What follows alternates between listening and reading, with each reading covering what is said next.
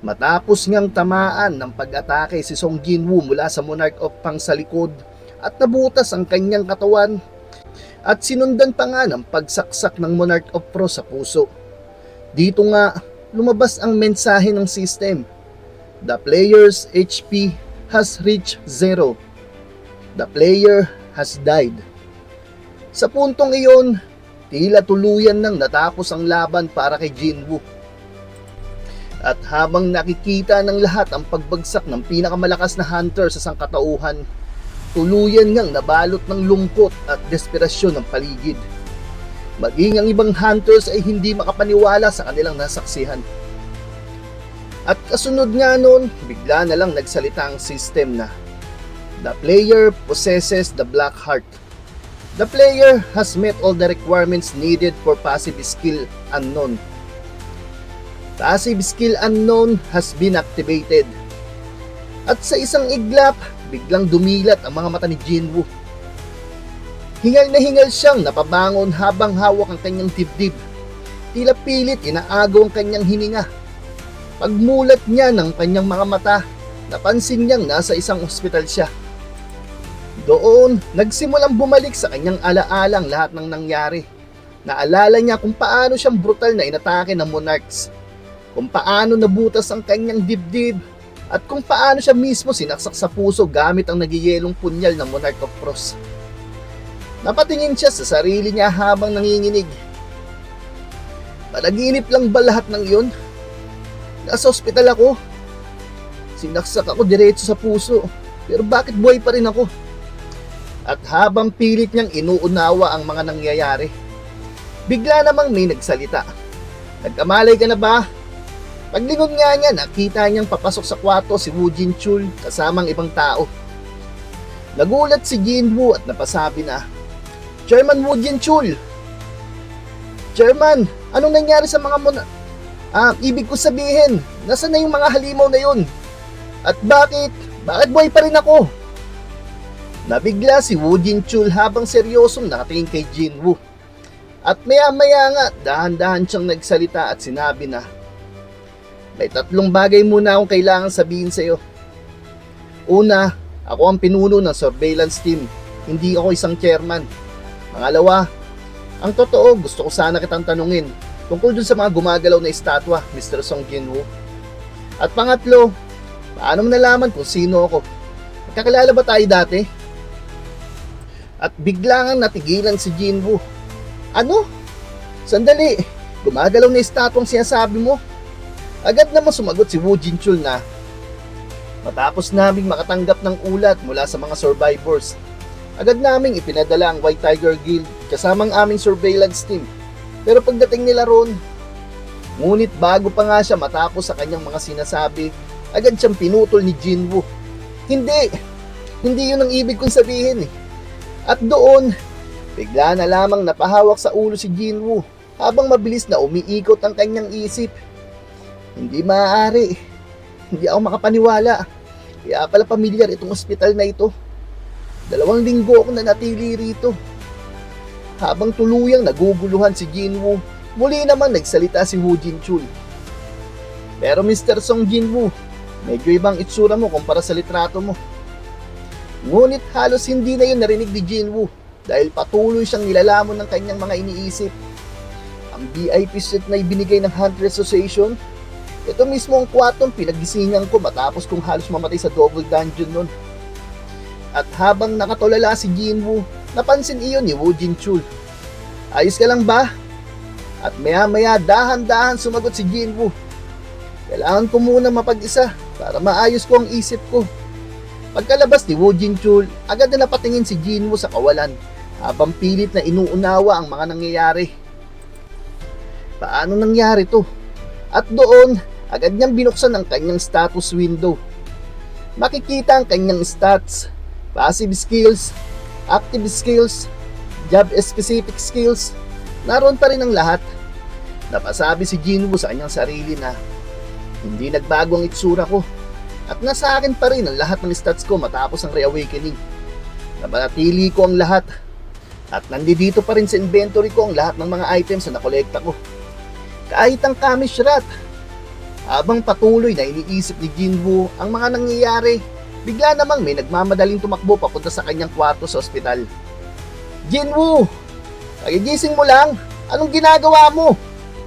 At pagkapasok na sa kwarto nito, agad itong nagsalita na, "Huwag mong sabihin pati ulo mo ay napuruhan din." Ngunit bigla itong natigilan. Ha? Mali bang napasukan kong kwarto? Sino ka? At doon nga napagtanto ni Jinwoo ang isang bagay. Napasabi siya sa kanyang isipan na, daan-daan kasi ang pagbabago ng itsura ko noon. Kaya siguro nahihirapan siya makilala ako ngayon. At sumagot si Jinwoo na, "Hindi mo na ba nakikilala ang sarili mong kuya?" At doon tuluyang nagulat si Jin-ah. Sinabi nito na, "Sigurado ka bang kuya kita? Pakiramdam ko may nagbago sa'yo. Lalo na yung tangkad mo." Agad naman sumagot si Jinwoo na, "Iniisip mo lang yan. At saka, medyo busy ako ngayon. Kailangan ko pumunta sa Hunter Association." At nagalit na sumagot si Jin-ah, "Bakit?" At sumagot si Jinwoo na, "At para tumigil na bilang hunter." At nagulat at sumagot si Jin-ah na, "Talaga?" Ngunit agad din siya pinagsabihan ni Jinwoo, "Alam kong umalis ka sa kalagitnaan ng klase, kaya bumalik ka sa school." At napatingin naman si Jinwoo kay Songyi. "At ikaw rin, Han Songyi, wag mong iisipin maging hunter para lang makapag-drop out sa school." Bigla naman natigilan itong si Songyi at mahina niyang napabulong sa sarili. Paano niya nalaman ang pangalan ko? Habang naglalakad palabas si Jinwoo, patuloy siyang nag-iisip at napasabi na, "Kahit wala na akong natitirang shadow soldiers, kaya ko pa rin buuin muli ang aking mga hukbo. Pero ano ba talagang nangyayari? Bakit nangyari to? Bumalik ako sa nakaraan." At lumipat nga ang eksena sa Korean Hunters Association. Agad siyang napansin ng mga empleyado roon at sinabi ng staff na, "Pakiramdam ko, mga 2 taon na simula nung huling may katulad ni Cha Hae-in. Hindi ako makapaniwalang Esrang Hunter pala yung mukhang palaboy na yun."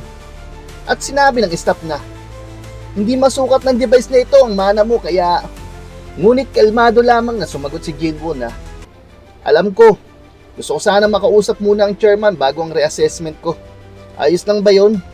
At sumagot ang staff na, "Ang chairman? Kung ganon, ihahatid ko kayo sa opisina niya."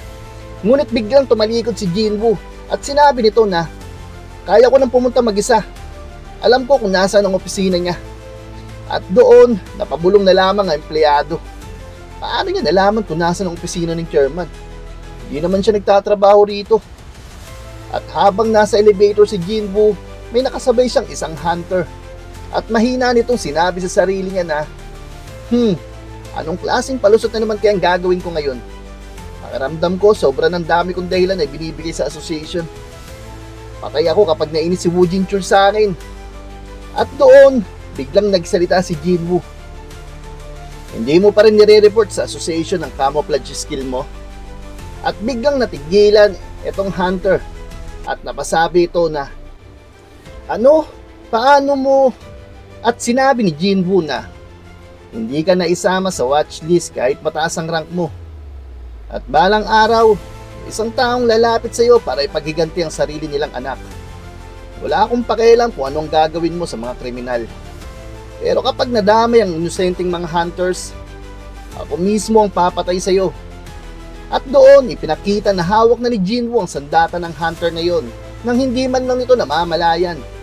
Tuluyang namutla ang hunter at malabig na sinabi ni Jinwoo na, "Ito ang una at huli mong babala."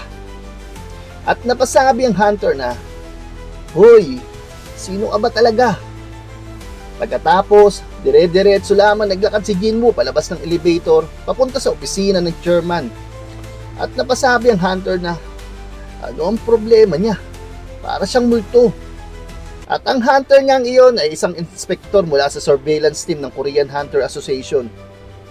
Ngunit bukod doon, isa rin siyang lihim na hitman for hire na minsan nakasabay nila Jinwoo sa isang dungeon raid at kalaunan ay tinapos din ni Jinwoo noon ang kanyang buhay. At tuluyan niyang dumating si Jinwoo sa opisina ni Chairman Go Gan-hee. Pagpasok pa lamang niya, napasabi na siya sa kanyang isipan na, "Paramdam ko napakatagal na simula nung huli tayo nagkita." At pagkatapos noon, Magalang siyang yumuko at sinabi na, "Kinagagala ko kayong makilala, Chairman." Agad naman siyang tiningnan ni Chairman Gogan Hee at sinabi na, "Dahil dumiretso ka rito matapos matanggap ang resulta ng test mo, mukhang alam mo na ang proseso." At biglang napasabi ang chairman na, "May problema ba?" At kalmado naman sumagot si Jinwoo na, "Wala po, ayos lang." Ngunit sa mismong sandaling iyon, biglang nagpakita ang system. "Would you like to restart the world?" Bahagyang natigilan si Jinwoo, ngunit nagpatuloy pa rin ang usapan nila. "At kung ganon, dire-diretso na ako sa punto," sinabi ni Chairman Gogan Hee. Ngunit agad siyang pinutol ni Jinwoo. "Bago po yun, may gusto sana akong ialok." Nagtatakang napasabi si Chairman Gogan Hee na, "Isang alok?" At sa isip ni Jinwoo, napasabi siya na, "Kailangan kong pumunta sa Jeju Island at magtipon muli ng mga hukbo." At diretsahan niyang sinabi ni Chairman Gogan Hee na, "Pakiusap, baguhin ninyo ang regulations para payagang makasama sa raids bilang official members ang mga creatures na sinasamo ng hunters. Kapag ginawa niyo yun, ako nang bahala sa lahat ng ants sa Jeju Island." At kasabay nga nun, muli na lamang nagpakita ang system. "Would you like to restart the world?" At biglang nagalit ang boses ni Chairman Gogan Hee. "Huwag kang magbiro! May ideya ka ba kung ilang raid ang nabigo sa Jeju Island?" Ngunit sa kalagitnaan ng kanyang pagsasalita, biglang nanlaki ang kanyang mga mata at napasabi siya na, "Ang kapangyarihang yun?" Doon niya unang naramdaman ang napakalaking kapangyarihang inilalabas si Jinwoo. At kalmadong sinabi ni Jinwoo na, "Isang bagay ito na ako lang ang may kayang gawin. Kaya ipagkatiwala ninyo ito sa akin. Kaya kong lipulin ang lahat ng ants sa Jeju Island." At sa isip ni Chairman Gogan Hee, hindi niya mapigilang mabigla. Kapangyarihang higit pa sa isang national level hunter. At napasabi ito na, paano ito naging posible? Ngunit habang nag-uusap silang dalawa, patuloy naman nagpapakita ang system. "Would you like to restart the world?" At kasabay noon, sunod-sunod na bumalik sa alaala ni Jinwoo ang mga pangyayaring naranasan niya. Ipinakita ang eksena kung saan muntik silang mapatay ng inspektor mula sa surveillance team. At sinabi ng system na, "Would you like to restart the world?"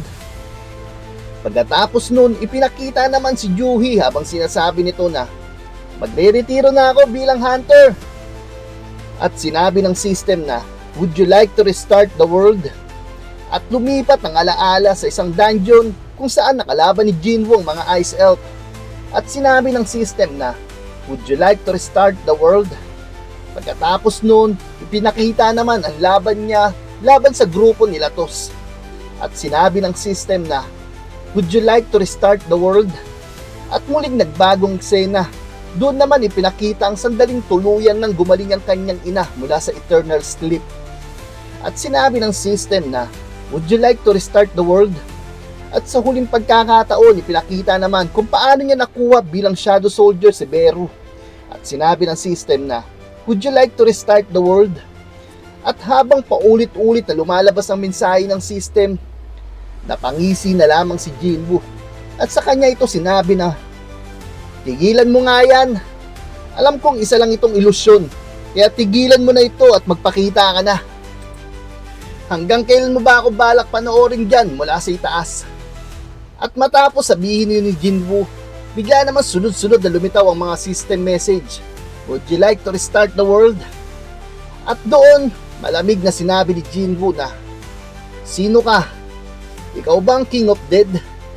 At sa mismong sandaling iyon, isang napakalaking presensyang unti-unting nagpakita mula sa kadiliman. At sinabi nito kay Jinwoo na, "Maaari kang manatili sa mundong ito habang buhay kung gugustuhin mo, para hindi ka na kailanman magigising mula sa isang masayang panaginip." Ngunit agad naman sumagot si Jinwoo na, "Ibig mong sabihin, gusto mong manatili ako nakakulong sa ilusyon na ginawa mo?" Ngunit sumagot ang King of Dead na,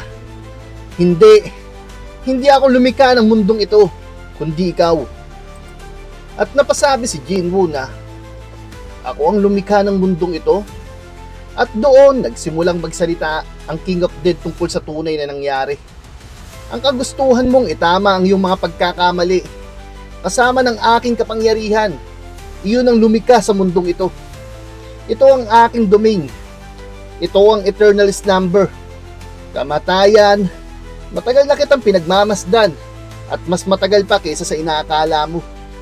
Kahit mas malapit ka sa kamatayan kaysa sa kahit sino, desperado mo pa rin itong nilalabanan. Ako ang record ng lahat ng iyong paghihirap. Ako ang patunay ng iyong pagtutol. At ako rin ang gantimpala sa lahat ng sakit na tinis mo. Ako rin ang kamatayan, eternal slumber at takot. At pagkatapos ng katahimikan, sinabi nito kay Jinwoo na, ako ay ikaw. Dito sa loob ng domain ko, malaya mong magagawa ang kahit anong nais mo. Lahat ng bahagi ng domain na ito ay maaari mong angkinin at maaari mong higupin ang aking kapangyarihan mula sa mga iyon. Bagamat posible lamang iyon sa loob ng sarili mong domain, may kakayahan kang lumikha, magwasak at baguhin ang mundo. Ito ay isang walang hanggang kapangyarihan. At doon, napatingin si Jinwoo sa kanya. At sinabi nito na, ibig mong sabihin, pareho tayo ng kapangyarihan? Tahimik na tumingin sa kanya ang King of Dead bago muling nagsalita. Matagal akong naghintay upang makilala ka. Ako, ang Monarch of Shadows, ang King of Dead na namumuno sa kamatayan at naghahari sa pinakamalalim na kadiliman. At doon, napasabi si Jinwoo na, bakit ako? At sumagot ang Monarch of Shadows na, ipapakita ko sa iyo kung bakit. Ipapakita ko sa iyo ang aming simula at katapusan. At pati na rin ang iyong simula. At bumalik nga ang eksena sa totoong mundo kung saan tuluyan nang nabalot ng makapal na yelo si Song Jinwoo dahil sa kapangyarihan ng Monarch of Frost. Tahimik na nakatayo roon ng mga monarchs habang nakatingin sa nagiyelong katawan ni Jinwoo. At doon, napasabi ang Monarch of Fangs na, sigurado, tumigil na ang kanyang paghinga. At sa malayong lugar naman, agad na naramdaman ni na Thomas Andre at Leonard Nierman ang biglang pagkawala ng presensya ni Jinwoo. At biglang napasabi si Thomas Andre na, hoy, hindi ko na maramdaman ang presensya ni Jinwoo. Nawala ito. Anong nangyayari? At tahimik na lamang napatingin si Leonard habang halatang hindi rin makapaniwala. At dito nga, napasabi rin si Baek Kyun-ho na, imposible.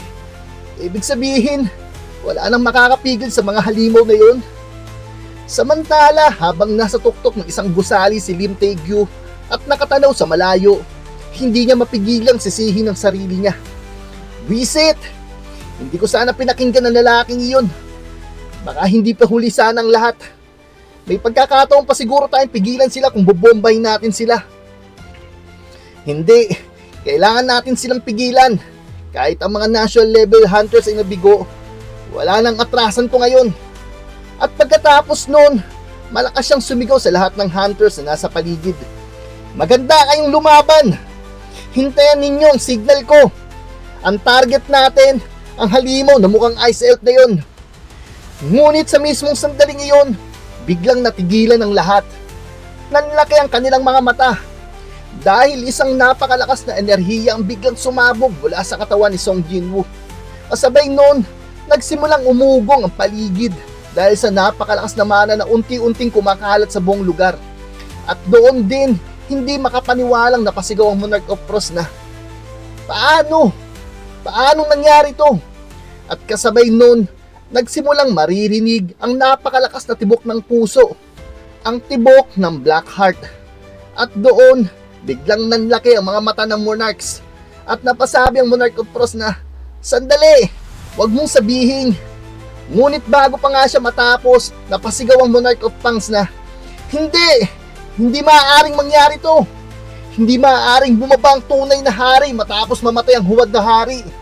Kailangan natin tong pigilan kahit ano pang mangyari. At dahil doon, agad na sumugod ang dalawang monarchs upang tuluyan niyang durugin ang katawan ni Jinwoo bago pa siya ganap na magising.